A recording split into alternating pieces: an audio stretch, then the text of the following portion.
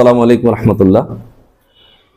আলহামদুলিল্লাহ, আমি মোহাম্মদ আব্দুল হাকিম, বাংলাদেশ জামাত ইসলামী নাটোর জেলার সহকারী সেক্রেটারি। ব্যক্তিগতভাবে গুরুদাসপুর এবং বড়াই গ্রামে আমার সাংগঠনিক সমস্ত কর্মকাণ্ড পরিচালনার পাশাপাশি সমাজ কল্যাণমূলক এবং রাজনৈতিক সমস্ত কর্মকাণ্ড পরিচালনা করে আমরা আমাদের সাংগঠনিক দাওয়াতটাকে তৃণমূল পর্যায়ে প্রত্যন্ত অঞ্চলের সমস্ত মানুষের কাছে পৌঁছানোর চেষ্টা আমরা করে যাচ্ছি। আল্লাহ শুকরিয়া, সেক্ষেত্রে আমরা বিনা বাধায় অত্যন্ত স্বচ্ছন্দভাবে প্রত্যন্ত অঞ্চল পর্যন্ত আমাদের দাওয়াতগুলো সমস্ত মানুষের কাছে পৌঁছাতে সক্ষম হচ্ছি।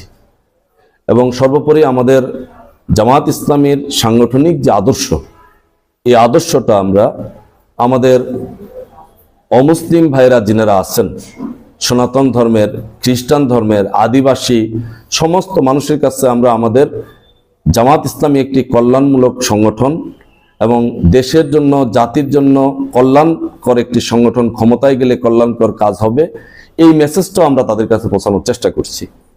এবং অবকাঠামোগত দিক থেকে সংগঠনকে 17 বছর বিভিন্ন বাধা বিঘ্নতার কারণে রুট লেভেল পর্যন্ত পৌঁছাইতে আমরা অনেক সময় বাধাগ্রস্ত ছিলাম। আল্লাহ শুকরিয়া, আমরা সেই ক্ষেত্রে আল্লাহকে হাজির নাজির জেনে আল্লাহর সাহায্যে 5 তারিখের পরে আমরা প্রত্যন্ত অঞ্চল পর্যন্ত, প্রতিটা ওয়ার্ড লেভেল পর্যন্ত, মহল্লা লেভেল পর্যন্ত আমাদের সাংগঠনিক কমিটি গঠন করে আগামী দিনের জন্য নির্বাচনের প্রস্তুতিমূলক সমস্ত কর্মকাণ্ড আমরা পরিচালনা করে যাচ্ছি। আল্লাহ রাব্বুল আলামিন যদি আমাদেরকে সেই ক্ষেত্রে নির্বাচন আসে এবং নির্বাচনের মাধ্যমে যদি জামাত ইসলামীকে যদি আল্লাহ বিজয় দান করেন, সেই বিজয়ের মাধ্যমে আমরা জাতির কাছে এই মেসেজটাই দিচ্ছি, বড়াইগ্রাম গুরুদাসপুর মানুষের কাছে এই মেসেজটাই দিচ্ছি, আমরা বৈষম্যহীন, দুর্নীতিমুক্ত, চাঁদাবাজ মুক্ত, সন্ত্রাস মুক্ত গুরুদাসপুর এবং বড়াইগ্রাম গড়ার ক্ষেত্রে আমরা বদ্ধপরিকর। আমি ব্যক্তিগতভাবে বড়াইগ্রামের 2 থানার প্রত্যন্ত অঞ্চল পর্যন্ত চলাফেরা কার্যক্রম পরিচালনা করতে গিয়ে যেটা দেখেছি, অবকাঠামোগত দিক থেকে যোগাযোগ ব্যবস্থা আমরা খুব পিছিয়ে আছি। সেই ক্ষেত্রে আমি মনে করি যে নির্বাচিত একজন প্রতিনিধির মূল দায়িত্বের ভিতরে একটা গুরুত্বপূর্ণ দায়িত্ব হচ্ছে জনগণের যাতায়াতের ক্ষেত্রে যাতায়াত ব্যবস্থাকে উন্নত করা। আশা করি সেক্ষেত্রে আমি প্রথম পদক্ষেপ জামাত ইসলামের নির্বাচিত প্রতিনিধি যেই হবে এই পদক্ষেপটাই নিবে ইনশাল্লাহ। এরপরে যেটা সেটা হলো মৌলিকভাবে আমাদের নাটোরে একটি কৃষি বিশ্ববিদ্যালয় স্থাপন হওয়ার কথা। আমি ব্যক্তিগতভাবে যেটা মনে করি যে এই কৃষি বিশ্ববিদ্যালয় স্থাপনের ক্ষেত্রে গুরুদাসপুরের চলনবেল এরিয়া কৃষি অধ্যুষিত একটি এরিয়া, যেটা কৃষি বিশ্ববিদ্যালয়ের জন্য একটা পরিবেশগত অনুকূল পরিবেশ। এবং এর পাশাপাশি বনপাড়ার পশ্চিমে বাহিমালি, যেটা বিস্তর একটি এরিয়া, যেটি সুগার মিলের খামার। আইনগত কোনো জটিলতা না থাকলে এই বিশ্ববিদ্যালয় কিন্তু এখানে স্থাপন করার মতো একটা ব্যাপক সুন্দর মনোরম পরিবেশ আছে। একজন নির্বাচিত প্রতিনিধির নিয়মতান্ত্রিক নিজের এলাকার শিক্ষার উন্নয়নের ক্ষেত্রে এই বিশ্ববিদ্যালয়কে স্থাপনের ক্ষেত্রে পদক্ষেপ নেওয়াটা এটা নৈতিক দায়িত্ব বলে মনে করি।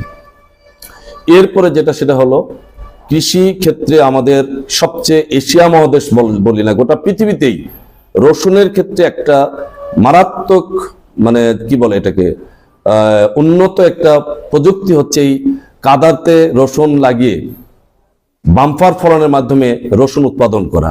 আমি মনে করি এটা কৃষি কাজের ক্ষেত্রে একটা বড় বিপ্লব। এখানে কৃষকদের এই চাষকে আরো বেশি উৎসাহিত করার ক্ষেত্রে সেখানে রাষ্ট্রীয়ভাবে তাদেরকে প্রশিক্ষিত করা, তাদের ক্ষেত্রে বরাদ্দ দেওয়া এবং রসুনটাকে এটাকে কোল্ড স্টোর জাতীয় প্রক্রিয়ার মাধ্যমে কৃষকরা যেন বঞ্চিত না হয় এবং এটাকে যেন উন্নত প্রযুক্তিতে ব্যবহার করে যেন গোটা পৃথিবীতে চাহিদা পূরণে ভূমিকা রাখতে পারে এবং কৃষকরা যেন ন্যায্য দাম পায়, সেই প্রক্রিয়ায় সেই পদক্ষেপটা নেওয়ার ক্ষেত্রে একজন নির্বাচিত প্রতিনিধির দায়িত্ব। আমি মনে করি জামাত ইসলামের প্রতিনিধি নির্বাচিত হলে অবশ্যই এক্ষেত্রে ভূমিকা রাখবে ইনশাল্লাহ। এরপরে যেটা সেটা হলো তৃণমূল লেভেলের বয়স্ক ভাতা, বিধবা ভাতা, প্রতিবন্ধী ভাতা, এই সমস্ত ভাতার ক্ষেত্রে আমি মনে করি যে অনেকে ন্যায্য পাওয়ার যোগ্য, কিন্তু দুর্ভাগ্য তদবিরের অভাবে বা অর্থনৈতিক বিভিন্ন চাহিদা পূরণ করতে ব্যর্থ হওয়ার কারণে ঠিকভাবে দিতে পারে না। আমার মনে হয় যে নির্বাচিত একজন প্রতিনিধির দায়িত্ব হবে রুট লেভেলের প্রত্যন্ত অঞ্চলের এই মানে অসহায় মানুষগুলো, বয়স্ক, বিধবা, প্রতিবন্ধী বা সরকারি সুবিধাভোগী, এই বিজেপি বলি বা আরো যা আছে, ন্যায্যতার ভিত্তিতে দলের ঊর্ধ্বে উঠে একদম যারা পাওয়ার যোগ্য তাদেরকে পৌঁছায় দেওয়া, এটা একটা নৈতিক দায়িত্ব হবে। সেক্ষেত্রে জামাত ইসলামী নির্বাচিত প্রতিনিধি হয়ে অবশ্যই সেদিকে খেয়াল রাখবে, এটা আমি মনে করি। এবং সর্বোপরি গুরুদাসপুর এবং বড়াইগ্রাম, আমি মনে করি যে আমাদের এই দুই অঞ্চলে ধর্মীয় শিক্ষা প্রতিষ্ঠান, বিশেষ করে এতিমখানা, হাফিজি মাদ্রাসা যে অবস্থায় আছে, এটা জরাজীর্ণ একটা অবস্থা। রাষ্ট্র অর্থায়নে আমার মনে হয় যে এই মাদ্রাসাগুলোকে স্কুল, কলেজ এবং আলিয়া মাদ্রাসার শিক্ষা ব্যবস্থার পাশাপাশি আধুনিকায়ন করার ক্ষেত্রে বাস্তব পদক্ষেপ নেওয়া দরকার। একজন নির্বাচিত জামাতের প্রতিনিধি যদি নির্বাচিত হয়, তাহলে সেই ক্ষেত্রে অবশ্যই এই ক্ষেত্রে ভূমিকা রাখবে এই হাফিজে মাদ্রাসা, এতিমখানা বা এই ধর্মীয় যে সমস্ত প্রতিষ্ঠান রয়েছে, যেটাই থাকুক, যে ধর্মেরই থাকুক, এই প্রতিষ্ঠানগুলোকে আধুনিকায়ন করার ক্ষেত্রে পদক্ষেপ নেওয়া। এর পাশাপাশি সর্বসাকুল্যে আমরা ব্যক্তিগতভাবে মনে করি যে আজকের এই প্রেক্ষাপটে আমাদের সবচেয়ে মূল দায়িত্বটা হচ্ছে জামাত ইসলামীর সাংগঠনিক যে দাওয়াত, এই দাওয়াতটা মানুষের কাছে পৌঁছায় দেওয়া।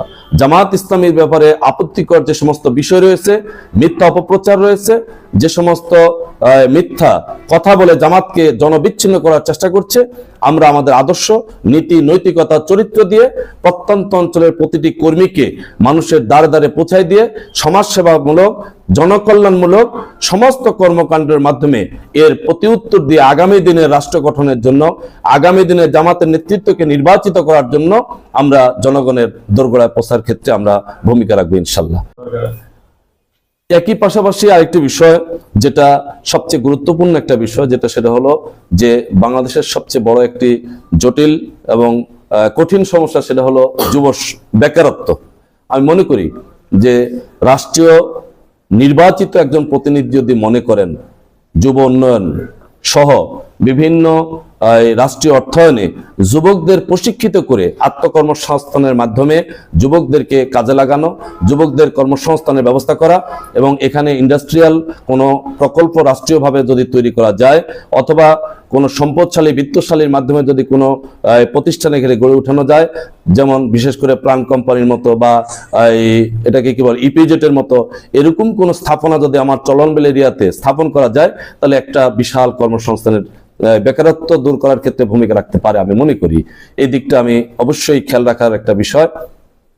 আরেকটি বিষয় হলো যেটা ইতিমধ্যে এই অন্তর্বর্তী সরকার গুরুত্বপূর্ণ একটা ইস্যু রাখছেন, সেটা হলো ধর্মীয় প্রতিষ্ঠান, মসজিদ, মাদ্রাসা, গোরস্থান, মসজিদ, মাদ্রাসা, বিশেষ করে মসজিদের ইমাম এবং মুয়াজ্জিন এবং ধর্মীয় গির্জা বলি বা মন্দির বলি, ইনারা যেনারা রক্ষণাবেক্ষণ করেন, এই সমস্ত ইমাম, মুয়াজ্জিন সহ ধর্মীয় সমস্ত দায়িত্বপ্রাপ্ত ব্যক্তিদেরকে ধর্মীয় রাষ্ট্রীয়ভাবে একটু অর্থায়ন করা, তাদের দেখভাল করা, তাদের জীবনযাত্রার মানটা যেন একটু উন্নত হয় সেদিকে খেয়াল রাখা, এই বিষয়টা আমি মনে করি একটা গুরুত্বপূর্ণ একটা ইস্যু, সেদিকে আমরা খেয়াল করবো। আর সবচেয়ে গুরুত্বপূর্ণ আরেকটা ইস্যু আছে, সেটা হলো আদিবাসী, একদম তৃণমূলের প্রত্যন্ত অঞ্চলের এই মানুষগুলো যারা সবসময়ের জন্য নিগৃহীত আমি মনে করি, এই আদিবাসীরা কোথায় কিভাবে আছে তাদেরকে আইডেন্টিফাই করে, তাদেরকে অর্থায়ন করে, প্রশিক্ষিত করে, তাদেরকে রাষ্ট্রের উন্নত জীবনযাত্রা বা উন্নত নাগরিক হিসাবে তৈরি করার ক্ষেত্রে ভূমিকা রাখাটাও একজন নির্বাচিত প্রতিনিধির দায়িত্ব বলে আমি করি।